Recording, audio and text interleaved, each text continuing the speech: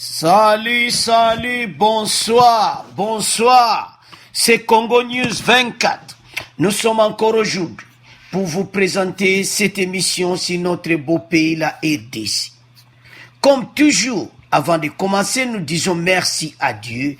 Nous disons merci à nos chers abonnés et téléspectateurs qui nous suivent à chaque instant, partout dans le monde et en République démocratique du Congo. Alors, chers téléspectateurs, aujourd'hui, on a des points très capitaux. Tous en avons un point moko, oyo toko développer moko na moko, émission oyo.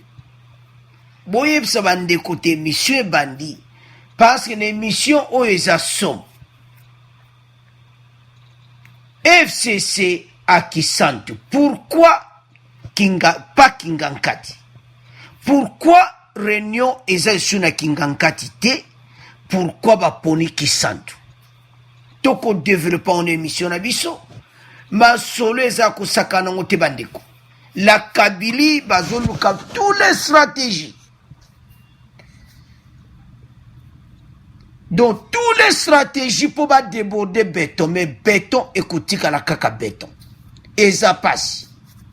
Alors, toko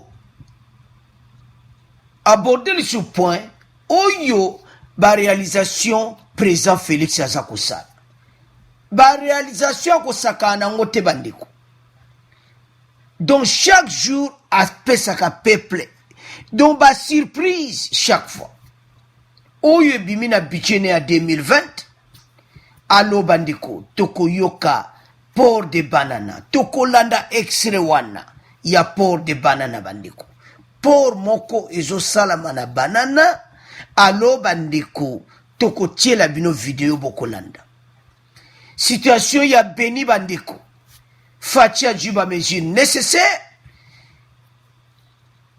vice-premier ministre et ministre de l'Intérieur yemo kona kati ya Beni. Eza ya koyinda bandeko. Toko yoka ba message sur Beni ndenge pela ki moto. Toko yoka ndeni kimie bandeko kota. Ndeni ba stratégie oyo pona mboka na biso. Alo bandeko émission eza benda bika.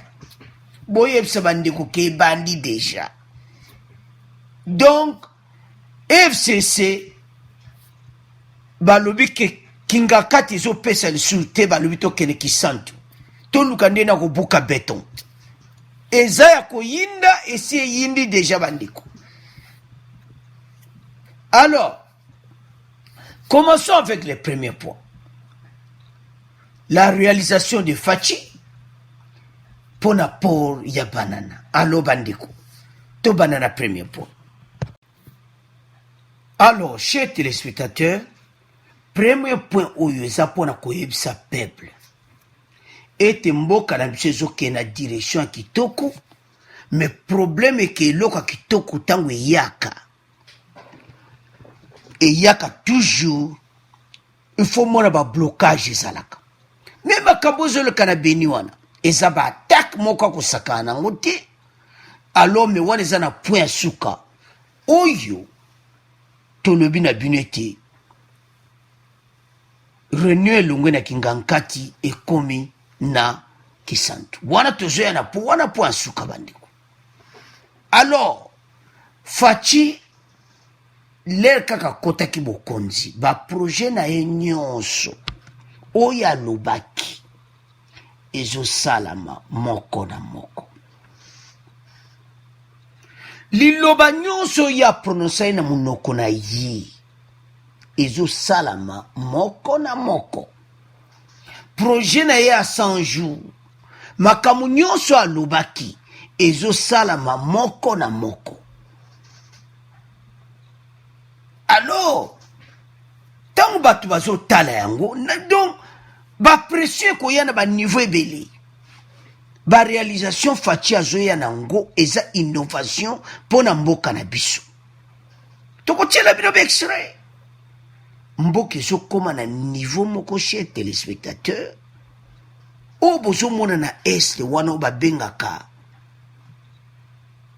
batak. Fachi ayebi na ye.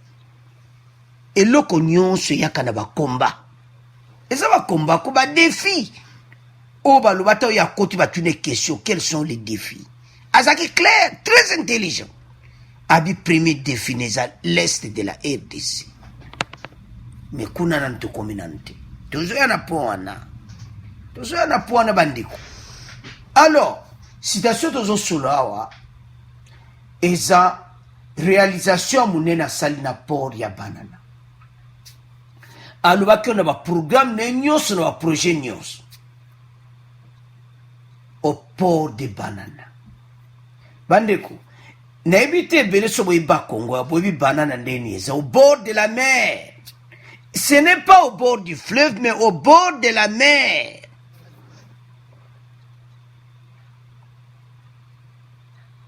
Donc océan pene yango wana Banana yango wana tala na port au bord de l'océan. Quelle joie!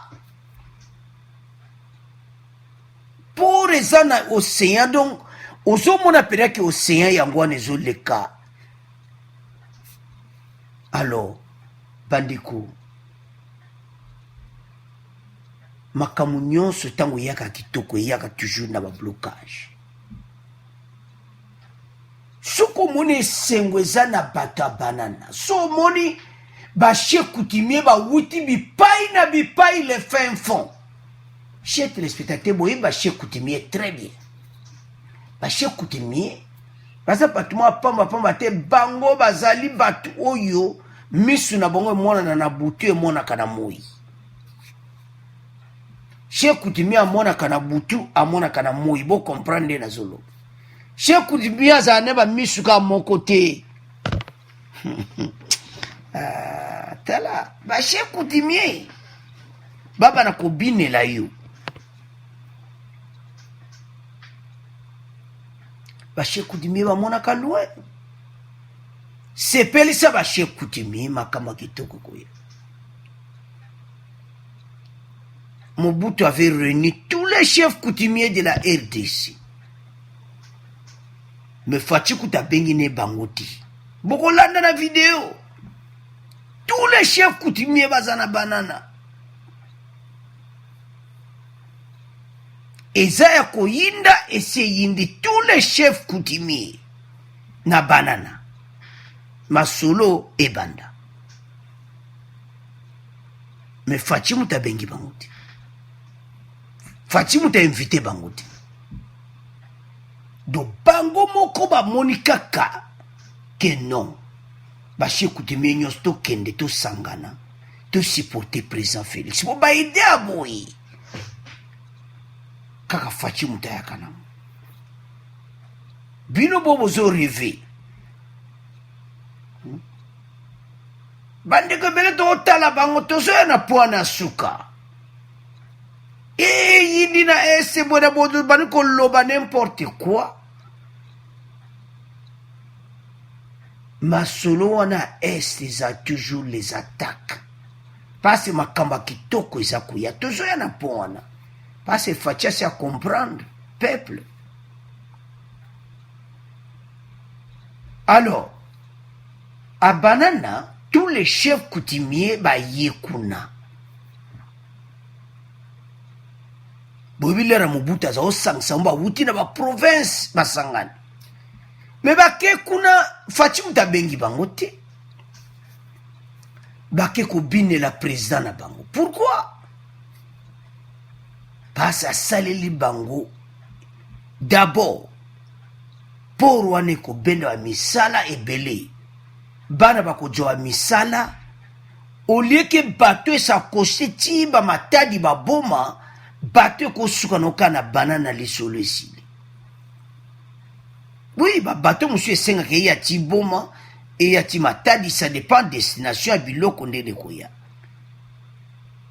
Mais ya Banana ndeko zala suka. Boyoka peuple nde yemo akoloba. Allo bandeko, sans plus tarder. Toujours tchela bino extrait ya Banana bon to continuer mission na biso.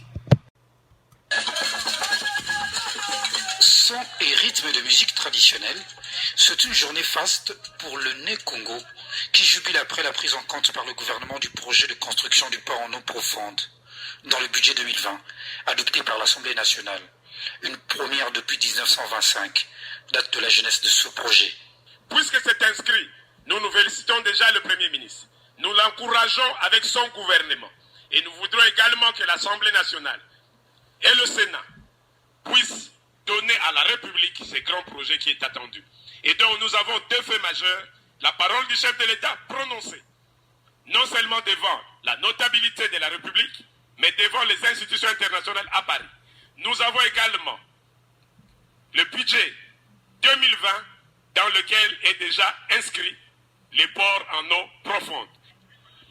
Par ce geste, les chefs coutumiers de différents comptes se sont joints à ceux du Congo central pour remercier le chef de l'État, artisan de la matérialisation de ce gigantesque projet, créateur d'emplois et revenus pour le développement intégral de la RDC. Il est temps que le port de Banana puisse apporter autant de richesses à la République pour que le Congo puisse quitter ces fameux budgets de 1 milliard, 8 milliards, 10 milliards. Non, que le Congo soit si grand à partir des entrées de sa province.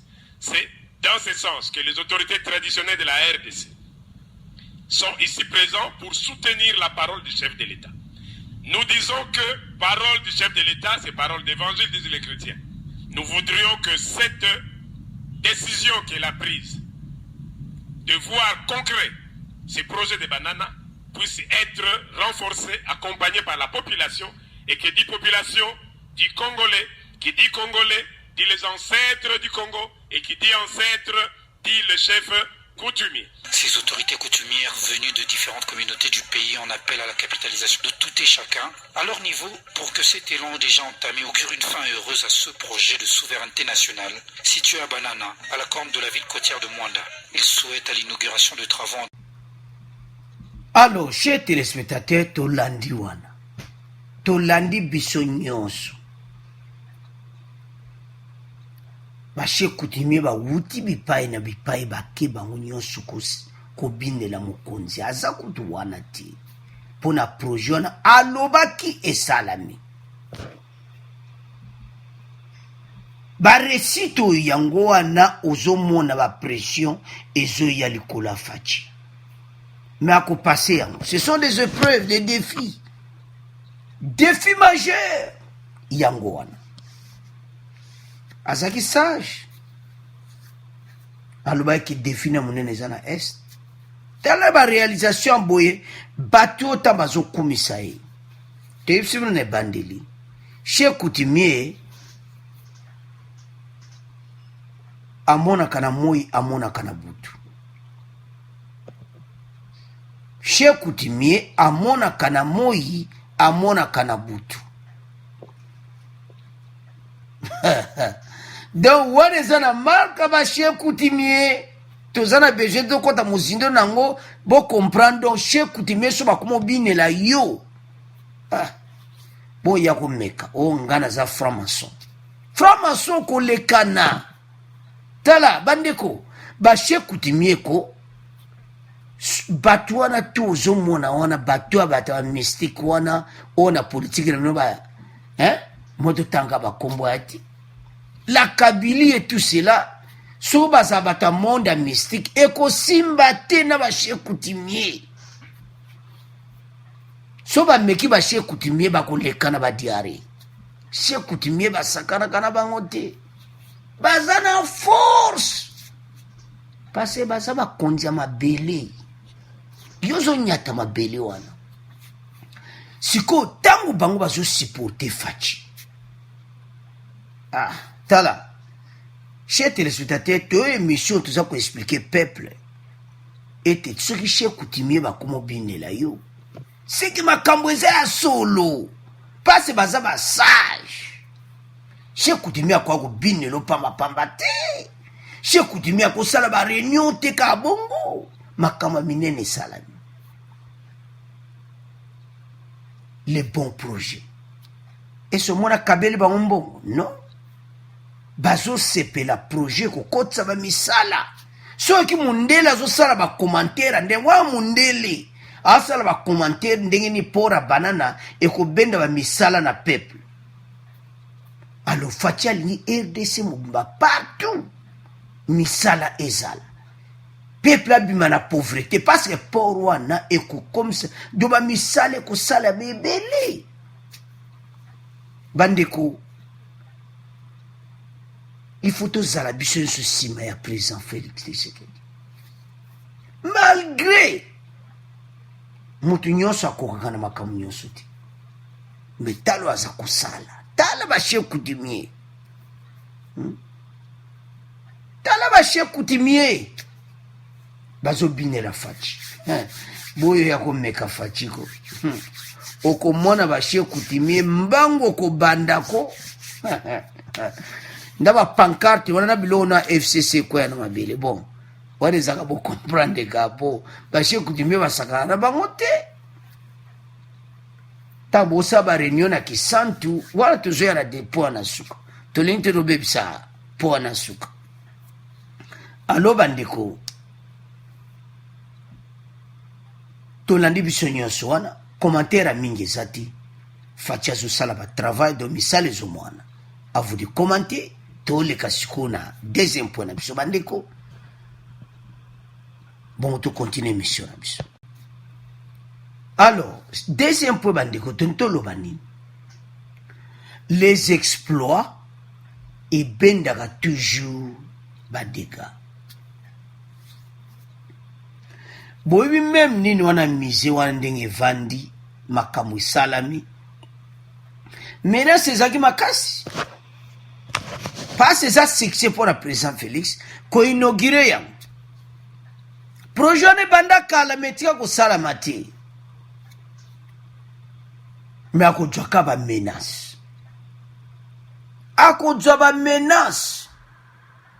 nde tokutoloba na point ya banana nde toloba mpe na point oyo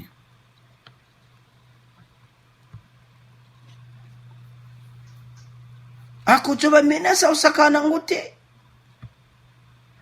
pasi ebele batelemelaki président Félix. Alors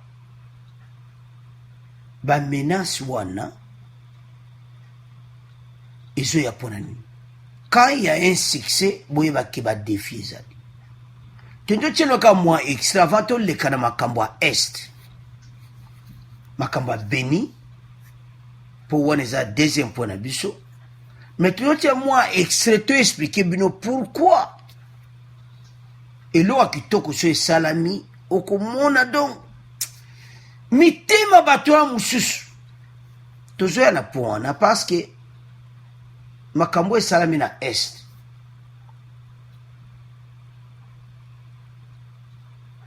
eza badefi moko ya kosakana nango te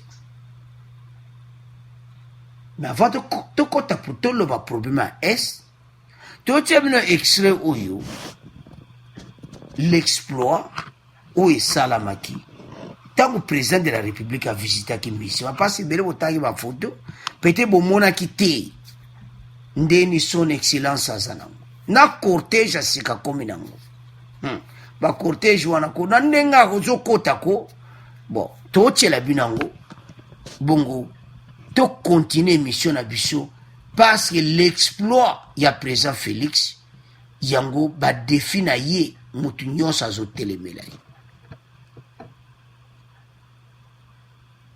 pasi tokoloba ngo eza makambo kuta kobomba te mais tolanda na extrait oyo bo tocontinue citation na biso ya est.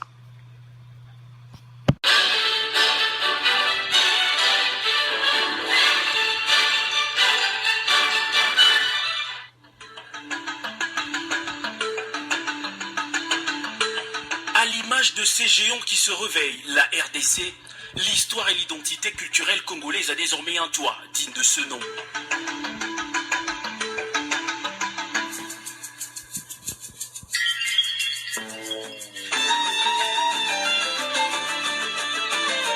La construction en pleine capitale de cet édifice en forme de ruche d'abeilles inspiré de la tradition Kuba vient réaliser un ambitieux projet du pays, celui de rassembler les repères historiques et culturels de la RDC en un point unique. Pour inaugurer l'ouvrage, l'un de ses grands artisans effectue le déplacement, le président de la République Félix Antoine Tshisekedi.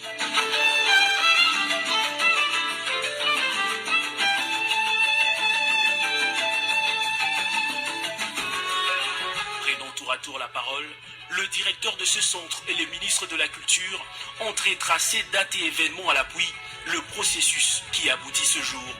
Le musée national de la République démocratique du Congo, que nous inaugurons ce jour, a été construit grâce à la coopération entre le gouvernement de la République démocratique du Congo et celui de la République de Corée. L'histoire de ce musée débute en 2011 lors de la visite officielle en République démocratique du Congo du couple présidentiel coréen. C'est à cette occasion que le projet de construction d'un musée national moderne est formellement inscrit dans le cadre de la coopération entre les deux pays. L'ambassadeur de la Corée du Sud en poste à Kinshasa a lui vanté la richesse culturelle congolaise et l'excellence des relations entre la RDC et son pays.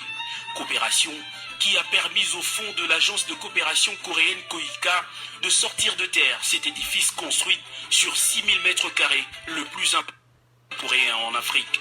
Discours terminé, celui à qui la population congolaise a confié la lourde tâche d'accomplir tous ses vieux rêves va couper le ruban symbolique, ouvrant ainsi le site aux visites.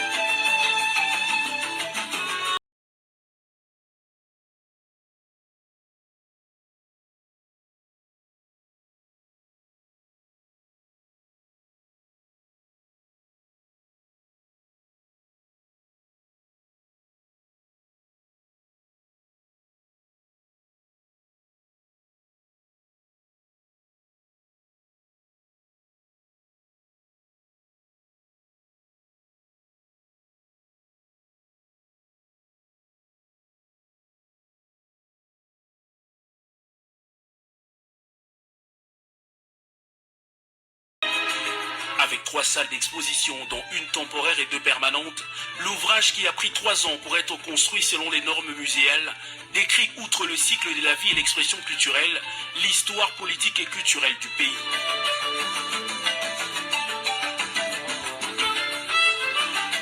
Les Congolais vont découvrir, disons, comment l'homme a fait comment l'homme a cherché à se défendre pour les défis de l'existence. Et là, comment nos ancêtres ont eux-mêmes créé, avec leur génie créateur, ils ont créé des voies et moyens pour subsister, pour se confirmer dans le monde. Commençant par l'homme préhistorique. Et là, nous voulons marteler pour dire que, oui, on a déjà toujours dit qu'il y a l'existence des hommes préhistoriques. Ici, chez nous, en RDC, il y en a eu. Nous voulons aussi marteler que notre histoire ne commence pas au XVe siècle, c'est un peu avant, parce que nous avons des traces déjà 20 000 ans où il y a la connaissance de la pensée mathématique avec les bâtons du Shango et qui est une civilisation de pêcheurs. Nous venons vers le 4e siècle, la dépression de Lupemba au Katanga, où l'on doit découvrir déjà des civilisations du 4e siècle à Kamilambo, 8e siècle à Kisale et Katoto Bukama jusqu'au 15e siècle, où ces civilisations étaient même déjà en contact avec l'Orient et l'Occident avant l'arrivée des Européens. Avec un atelier éducatif, un laboratoire, un studio d'encodage pour bandes magnétiques, des boutiques de souvenirs et une salle polyvalente, le musée comprend également 2 réserves avec plus de 12 000 objets. Effectivement, il y a beaucoup de choses que nous n'avons pas présentées, qu'on devrait présenter et parfois on n'a pas atteint tout le monde. Puisque quand on a fait les missions de récolte, il y avait des centres. On a beaucoup fait des missions au Bas-Congo, au Kasaï, et une partie du Katanga et de l'Équateur, mais on avait oublié un peu l'Est, et le côté Maniema, Sud Kivu, Nord Kivu, et la province orientale, où nous avons moins d'objets. Au-delà des œuvres qui sont déjà exposées ici au Musée national qui vient d'être inauguré par le président de la République, un défi se présente, c'est celui donc de la représentativité de toutes les tribus et groupes ethnies. Jusque-là, seuls 66 groupes ethnies sont représentés ici, sur les 450 possibles. Alors, Tolandi, moi, Exrewana, Tolandi, et c'est moi qui suis la présidente de la République. Mutu nyonso aza na besoin ebonga wana eza makambo obatama te baza na besoin ya poste wana kozala président EDC mais ifo nzambe atia yo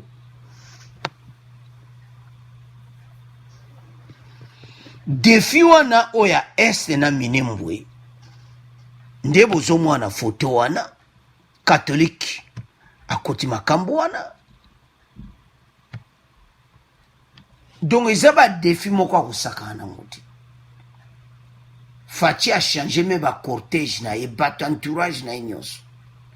Il faut alongola tous les Kabylie, tous ces gens. Généraux wana nyonso il faut président Félix azwa badécision na bango. Bango ta baotala baexploit ka mwa baexploit totala bavideo wana. Bayebi ke président Félix a dû réussite déjà. Eza déjà réussite total. Asali makambo oyo président moko te asala na RDC. Yango bozomona bamenance oyo na Beni. Tokotiela bino extrait. Parce que toana pona ya Beni siku. Totia bino bamwa baextrait wana liboso eza po bo comprendre que succès wana il faut y a toujours na défi. Aza entouré. Na kati ya clique à présence na batu moko o tozo benga ba pion. Ya bazé belé. Mais Faci embrassa que tout le monde na début. Mais comme temps oyo Faci sikwa bana kotala moko moko. Yo yo bana lelo yo za swa te. Yo tutindi yo se wapi. Yo généraux yo doit démission na yo kende. Généraux doit démission na yo kende. Général oyo doit démission na yo kende. Il est temps. Il est temps.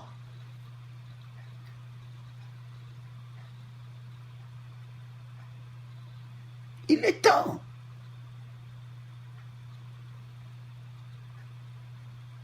Il y a un moment où tu as exploit et les défis. Oui. Exploit tango yaka. Donc tango muto comme ko sala succès. Ba défi yaka.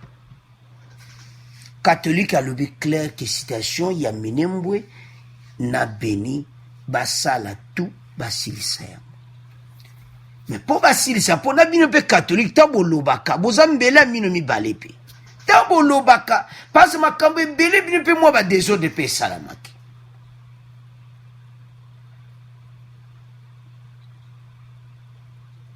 Lelo bozo lobaka tout cela va se Benina non. Mais makambo wana tout ezo senga. Était présent Félix. Bateau baza entourage na ba tête armée wana nyonso ebele wana. Omona tena réunion na ye. Na réunion na ye omona jamais bato ba généraux wana o baza ba problème. Ba bazalaka kuna. Na ba réunion wana ba bazalaka te. Ba réunion na présidence jamais omona John Numbi, omona Tangofo, omona wana musubango nyonso bazala kuna te. Baza déjà écarté malembe. Pour na ba réunion o ezo sala ma présidence bato bazati. Alors, tant que Kabylie azo vigiler makamaundi ezo kende. Ben incantation pe ezo salama. Boyeba ke Faci nzambe mutatinda kina RDC.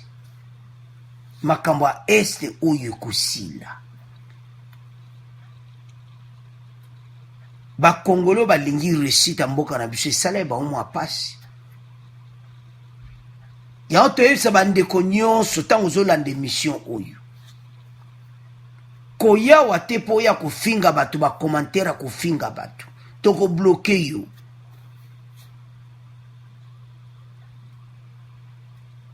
To koma ko laksa motema mabe na biso mena ba commentaire. To tika.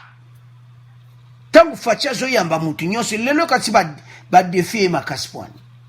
Parce Faci embrassa que tout le monde nan armée abio sala ki mbeba me vana nan il fallait pas okuta avanza. Mais eza pe din parma malamu. Pour ce que l'on a bandit, tu n'as pas sécurité au petit. Bako bimana poisse.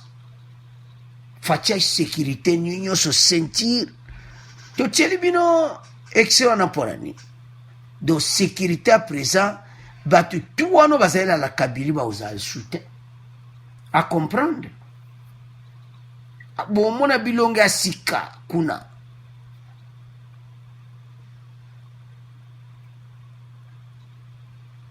bato wana nde bato baotia désordre na est bandeko bole eza makambo kene gauche droite bato wana bagénéraux wana tolobaki ke la vérité finira par triompher vérité kobima bokopesa faci raison yango wana bakobengana bango na ebandeli ayebi ke bato bakopeye baprix na bango d'une façon d'une autre peuple congolais nyokole na niveau wana peuple aza kosouffrir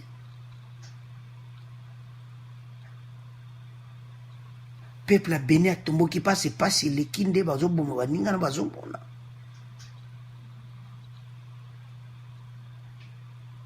alors sans plus tarder toyoka ndenge nini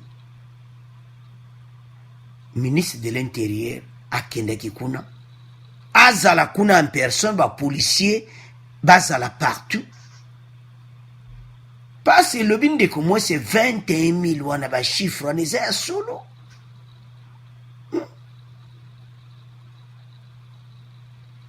eza ya solo vraiment 21 000 unité armée na Beni bato bakotela au mois d'août mais eza chiffre bapesaki alors badefi ezoyela faci il faut boyeba ete il y a un succès po tomona yango badefi oyo parce que d'abord et ce n'est pas caché congolais azalaka motema mabe bandeko eza likama kobomba te congolais aza motema mabe ye nde aza wana olingi atala intere ya mboka na biso ya apo président faci akomi président akomi oyokela faci motema mabe mais mboka ebonga ndeni motema mabe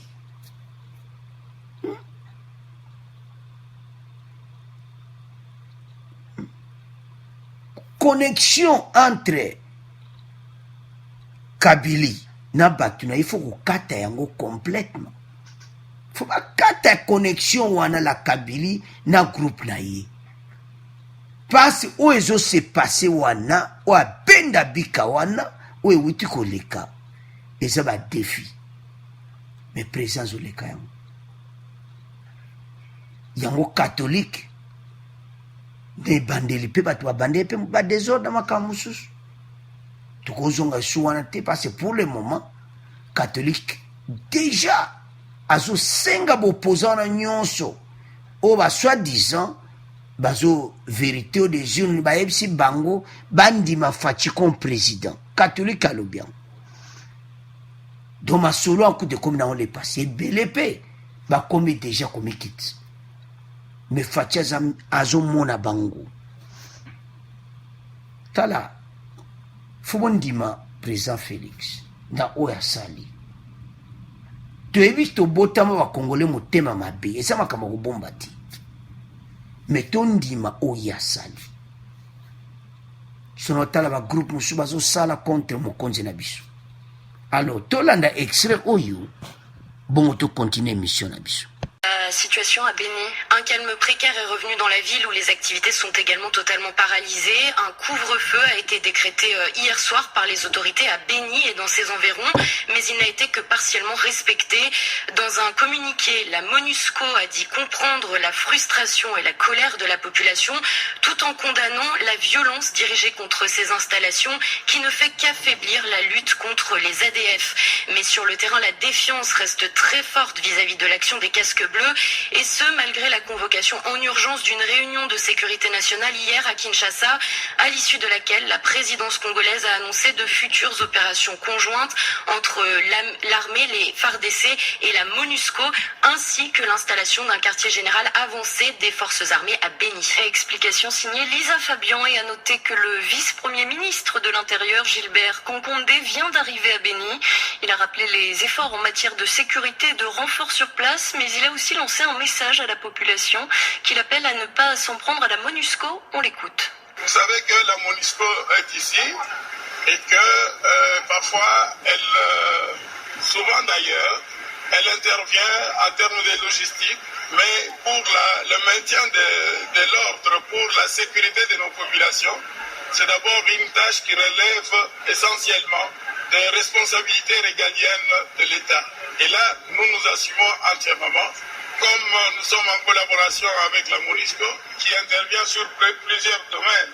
Pour ne prendre que l'exemple de la riposte contre Ebola, ce sont nos partenaires et nous travaillons ensemble. La population doit comprendre que le monde est ce qu'il est aujourd'hui et les forces onusiennes sont ici chez nous depuis de longues années et qu'elles ont dû nous apporter leur soutien au moment où nous en avions besoin. Donc nous demandons à la population de ne pas faire de l'amalgame comme nous avons déjà eu à les rappeler. Gilbert Concon. Alors, chers téléspectateurs, tout l'andiwana, MONUSCO d'abord, ba wumeli pe mingi. Wana en tout cas, ti ba okena bango. Parce que, ba yebe déjà que peuple a ose pe na bango. Ti ba okende. Mais stratégie ni fati asali.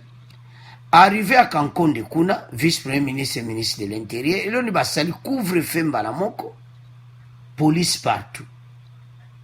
Police dans tous les 4 coins. Babaki nombre de policiers. ADF mona so asalika molikamba koti zamba siko. Azoluka ya lisumusu.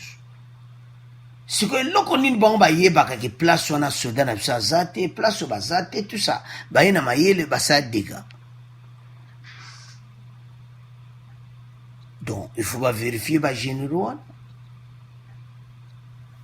Parce que tant que les antennes à la Kabylie bazawana, défi wana ezamakasi pour na convaincre pour yango ici là. Parce que antenne à la Kabylie bazana armée. Bato bazo travailler dans la Kabylie. Bazo diriger ba troupe na front. Bolongo la batango foro wana ba numbi bato tout bazala na front. Bato va démissionner. Mais écoute salam. Malé. Alors, Fatia Djouba mesure nécessaire. Le meilleur premier ministre à l'OBT. Ça peut aider dans la logistique. Ça peut aider dans la mais en tant que Congolais, en toi, tu sais que bango ba kena bango. Toujours mon est le côté. Tout le monde est le côté. Batoka kokufa ba toujours mon est le côté. Alors, tu yebe te malembe sous ba contre Salamaki, malembe bato na bakende.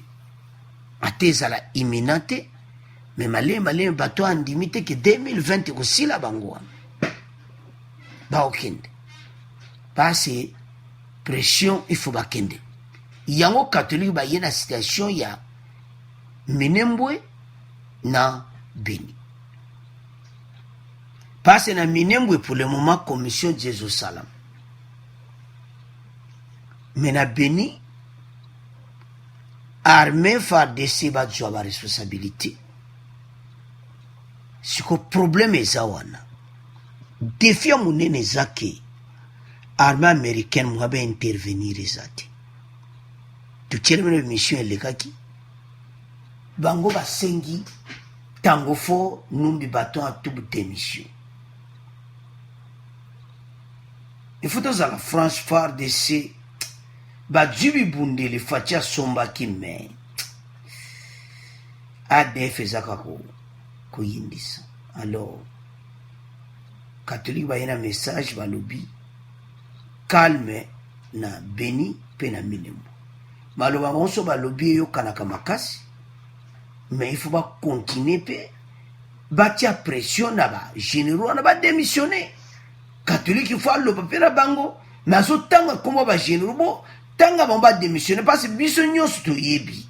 Congolais nyo sa yebi te ba américain bazawana. Bazo zelaka coup d'envoi. ke ba généraux balongwe masolo abeni abuo pia memela biso baaméricain kuna ke bamonusco oyo bayaka na bo baaffaire et ça passe. Alors ça fait mal en tant que Congolais. Mais l'autre aussi na bandeko to supporter Faci. Maluwa musu tala makambo ya koloba. Ya on te pesi message clair, mutu aza ko finga to ko bloquer message na yo. To ko ndima te ya ko finga ba autorité na kati mission. Même na RDC. Benjire ko salama te ba ko kanga yo. Alors bato azo opportunité oza libanda oza ko finga. Attention. Bato wana oyo zo finga makambo zo loba peut-être po yebi no vérité ti.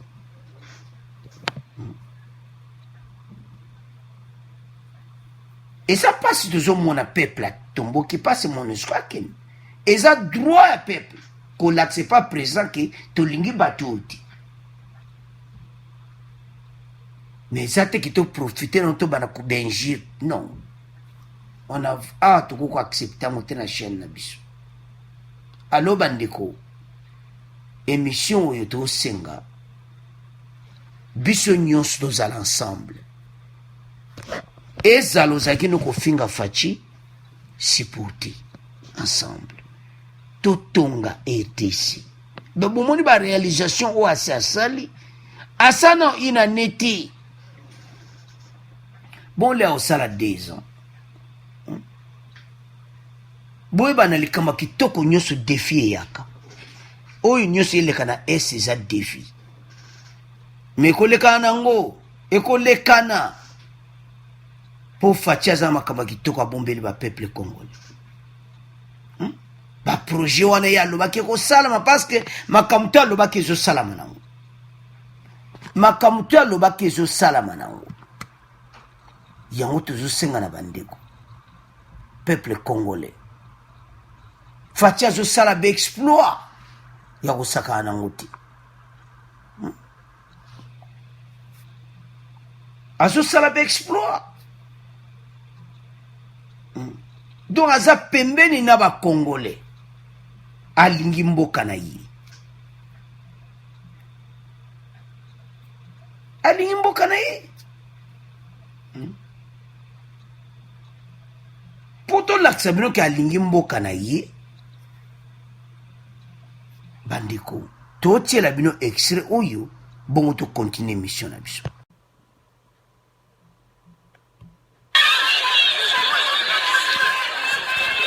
Alors, vous avez président de la République a commis sur place.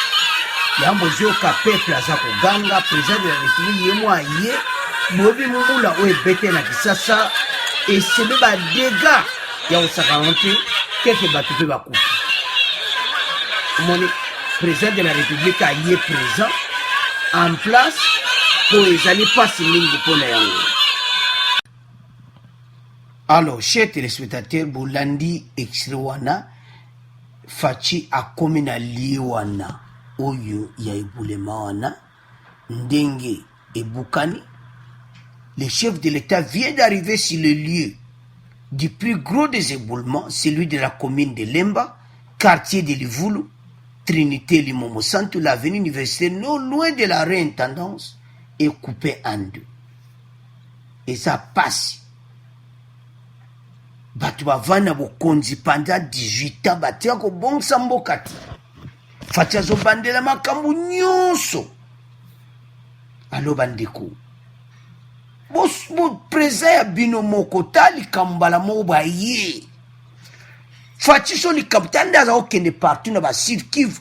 Liye wana ye place wana Bolandi na extra wana. Alo bandeko. Preza ye sur place sur le lit. Yango bandeko tozo senga na biso nyonso ba congolais totelema parce que situation oyo zo leka na est eza situation oyo zo déranger mboka na biso ezo déranger mboka na biso ezo déranger vraiment mboka na biso komona makambo ezosalama kuna eza badefi me boyebake toza na chef de l'état. Ok, toza na chef de l'état oyo alingi mboka na ye, botika kozwa ye te, botika kozwa présent boye te. Soki pase basituation oyo azokutana nango parceke aza kosunga mboka, aza kosunga mboka, azosunga mboka na biso.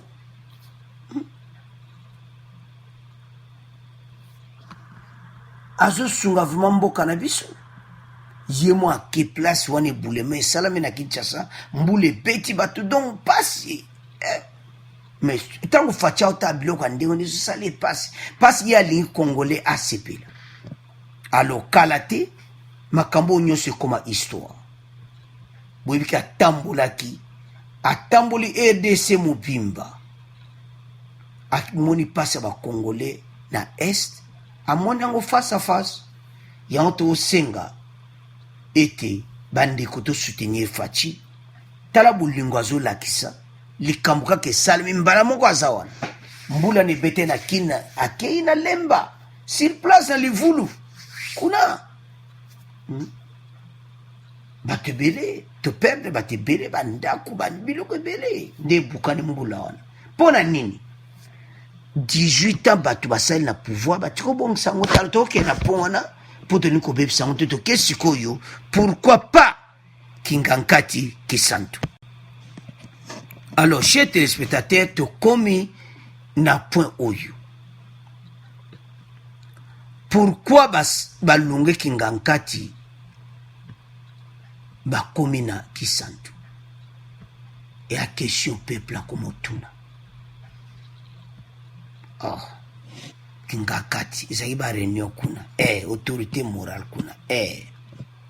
Siko pourquoi boutique Kingankati bokomi siko na Kisantu? Bareve plan na bino. Bozo luka partout. Mais pona ko buka béton, ba stratégie wanaise na ebitende bazo luka yango. Ba moniki na Kingankati zo simba lisuti. Ezo simba lisuti.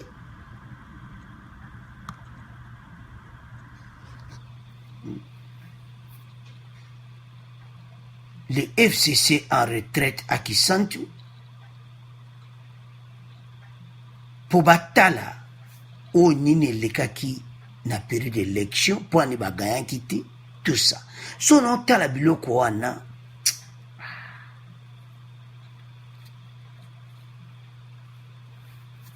le coordinateur du Front commun pour le Congo Néhémie a ouvert ce mardi la retraite politique du regroupement de Joseph Kabila.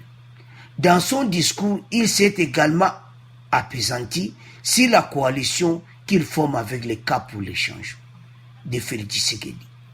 Il a rappelé que la coalition entre FCC et CASH procède d'une stratégie visant à assurer au pays la stabilité politique en évitant la paralysie qui naîtrait d'une cohabitation au départ évidente entre les deux grandes parties forces politiques ayant émergé avant les dernières joutes électorales. Sikoyo, bozoloba pona cap pour les changements, bozota la coalition na boko raisonner. Boko raisonner nini? Bozo raisonner malamu, bozo raisonner mabe. Association na bino wana bosali botiki Kingankati bokena ngo ti na Kisantu. Peuple congolais zotala bino. Mais bokena Congo central lisusu. Kuna sina Congo central bashe kutimie baza kubine la Faci. Bino bokezu kuna me bosali ere. Kopi na bino lokola Kingankati zo simbati bokena Congo central kur bosali ere. Oluka ba problème boma ne boza mwana nseme abimeli bino wana bo pakata na mbangu wana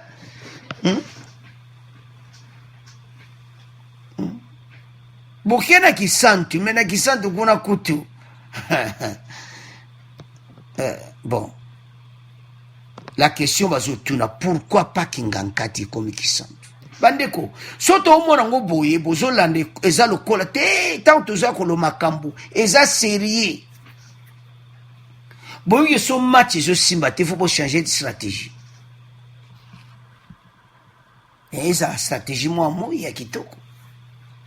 En tant qu'acteur majeur de cette coalition au regard de son poids politique, le FCC doit veiller à la préservation à cet acquis historique en œuvrant avec lucidité pour l'adhésion totale de ses membres à cette nouvelle dispensation politique et en promouvant les relations harmonieuses entre les deux partenaires.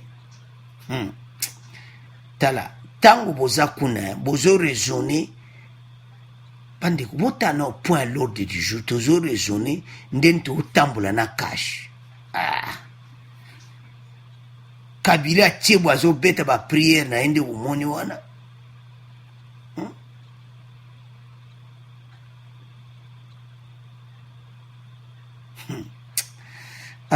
Il a expliqué que la coalition avec Cash est un choix stratégique.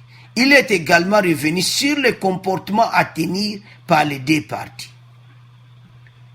Comportement nabino entre les deux parties. Bandeko, situation oyo, bato yo va se replier na Kisantu. Makambu iko bima. Makambu iko bima bandeko. Alors, avant de continuer mission na biso, toyoka programme ya FCC bongo to continuer mission na biso. Pour Bango Balobi nous voulait évaluer la marche du Front commun pour le Congo depuis sa création jusqu'à ce jour. Depuis Banda, babani ko réfléchir si ko pona nini. Pourquoi peut bosser le programme wanaka après ba dégâts béni et salami. Ba complice. Alors toyoka no bango bongo to continuer mission na biso parce que eza ko yinda déjà mais toyoka. Le FCC a été initié par l'autorité morale, son Excellence Joseph Kabila Kabange, président honoraire, pour gagner les élections à tous les niveaux. En décembre 2018, les élections étaient organisées, mais malheureusement, nous avons trébuché au niveau de l'élection présidentielle. Aujourd'hui, nous nous retrouvons ici à Mbwela Lodge pour 4 jours. Nous voulons évaluer la marche du Front commun pour le Congo depuis sa création jusqu'à ce jour et répondre à 2 défis majeurs. Le premier défi, c'est la gouvernance. Comme vous le savez, nous n'avons pas pu avoir la présidence de la République, mais le Front commun pour le Congo a eu à gagner les élections à tous les autres niveaux. Donc, nous sommes en train de gouverner le pays et nous devons relever ce défi de gouvernance. Et le deuxième défi, c'est celui de 2023. Nous allons tirer les leçons de notre marche depuis la création du FCC et jeter les jalons de 2023 où nous voulons faire mieux. Alors bandeko to landi wana bato tan bayaka na makambu modon ba kipe na ko évaluer 2023 na bango tala bandeko peut-être zomona okaka boye FCC bazali penza na makambu moko bon na ebite bazo bon ça 2023 oeza seni ananga te le vrai seni ekoya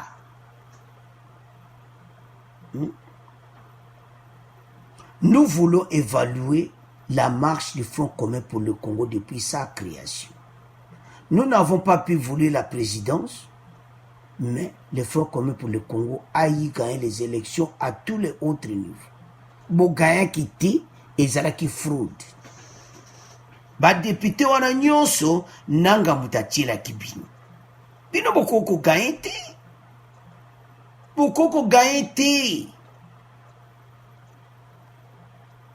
Le second défi s'inscrit dans la perspective des élections de 2023.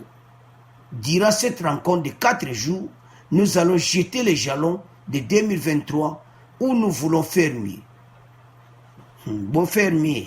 Il y a un bon raisonnement beaucoup de béton, mais béton, c'est facile. Bon, mais qui m'a mis moi 3 jours, na béni, quoi, moi, biloko na binoti.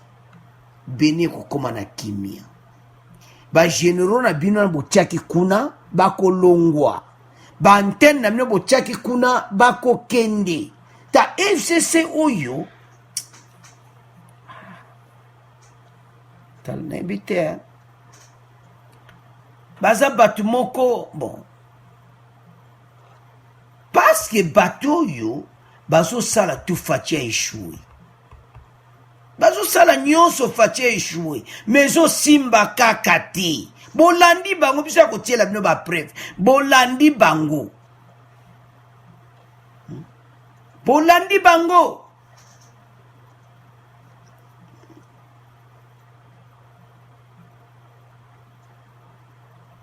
Retraite.